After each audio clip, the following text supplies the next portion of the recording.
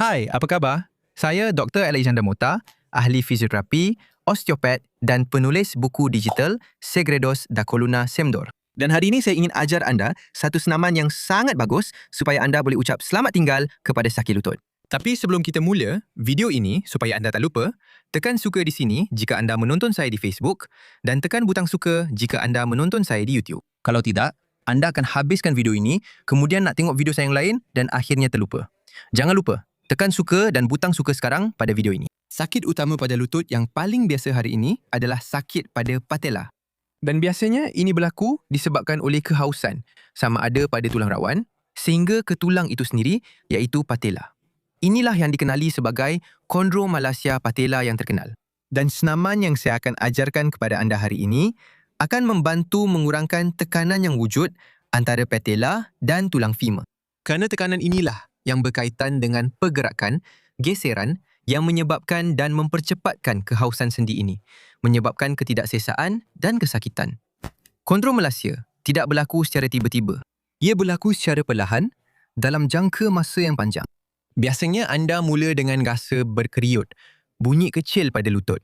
Kemudian, anda akan mula rasa seperti ada pasir dalam sendi. Kemudian, bunyi berkeriut itu semakin kuat, menjadi lebih ketara. Kadang-kadang, anda juga boleh dengar bunyi itu berlaku pada lutut. Dan hanya selepas itu, barulah rasa tidak selesa mula dirasai. Ia berkembang menjadi rasa sakit. Ia boleh menyebabkan keradangan, bengkak pada sendi lutut. Dan kenapa ini berlaku seperti itu? Kerana pada kebanyakan sendi dalam badan kita, terdapat satu struktur yang melindungi sendi, dipanggil tulang rawan. Dan rawan ini, ia tidak mempunyai hujung saraf. Maksudnya, anda tidak dapat merasakan rawan itu. Rawan itu akan haus, akan pecah menjadi cebisan-cebisan kecil yang menyukarkan pergerakan.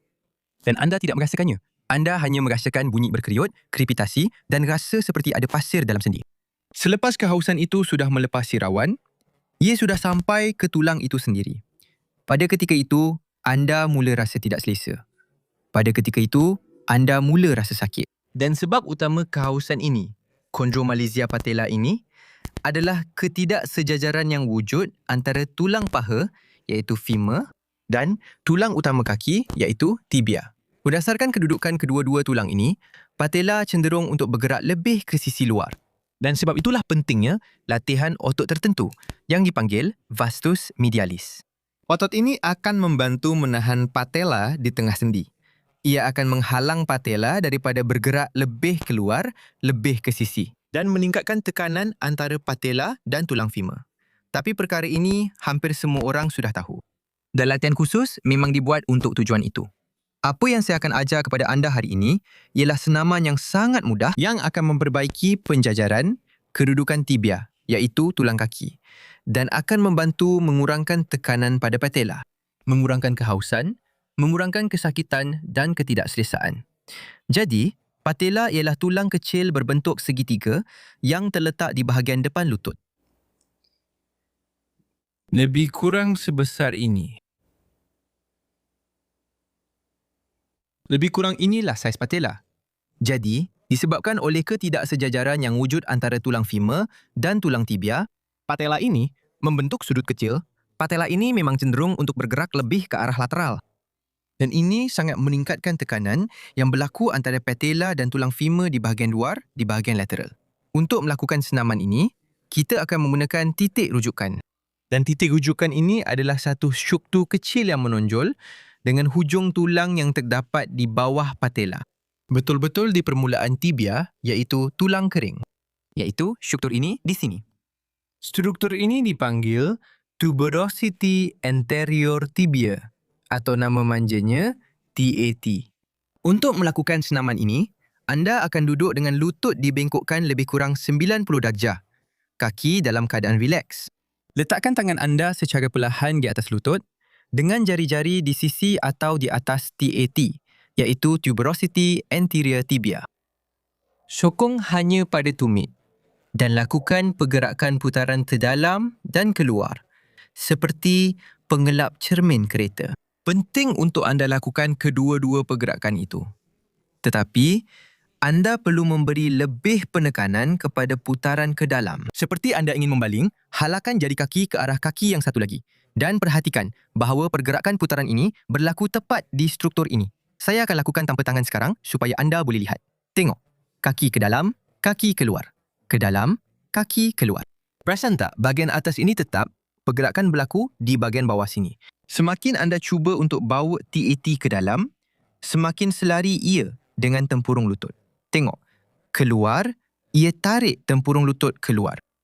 Bila ia berpusing ke dalam, ia akan selari dengan tempurung lutut. Dan untuk meningkatkan lagi senaman ini, anda boleh secara beransur-ansur meluruskan kaki sedikit demi sedikit dan teruskan melakukan senaman itu. Kemudian, cuba dengan kaki yang lebih lurus. Sekali lagi, teruskan melakukan senaman itu sehingga anda mencapai tahap maksimum dan boleh melakukan pergerakan yang paling minimum. Saya ingin beritahu awal-awal, semakin lurus kaki anda, semakin sukar untuk anda menggerakkan TAT. Kebiasaannya, anda akan menggerakkan pinggul dan memusingkan seluruh kaki. Itu tidak digalakkan. Yang digalakkan ialah anda biarkan pH tetap dan hanya gerakkan tuberosity sahaja. Hanya kaki. Hanya tulang tibia sahaja. Dan satu lagi tip terakhir, jika anda masih menghadapi kesukaran, anda boleh gabungkan pergerakan memusingkan kaki ke dalam dengan pergerakan fleksi lutut. Bayangkan, seolah-olah anda sedang cuba menarik sesuatu ke arah anda. Luruskan lutut dengan kaki menghala keluar, pusingkan kaki ke dalam dan bengkokkan lutut. Luruskan dengan kaki menghala keluar, pusing ke dalam dan bengkokkan lutut. Dan sekarang, tiba masanya untuk berkongsi. Kongsikan video ini dengan kawan-kawan kamu, dengan keluarga kamu, dengan orang yang selalu mengadu sakit lutut. Kalau kamu tengok saya di Facebook, tag kawan-kawan kamu di sini, kongsikan. Kalau kamu tengok saya di YouTube, salin alamat di pelayar internet kamu atau cari ikon anak panah di mana-mana bahagian video ini atau berhampiran dengan video. Dan kongsikan pautan halaman ini, pautan video ini di media sosial kamu, di Facebook, WhatsApp, Twitter. Kerana dengan cara itu, kamu boleh buat mesej ini, tip ini sampai kepada lebih ramai orang. Kamu boleh bantu kami untuk membantu mengurangkan kesakitan ramai orang. Dan dalam video seterusnya, saya akan ajar senaman yang sangat praktikal untuk memperbaiki mekanik, memperbaiki gelinciran patella. Saya akhiri di sini.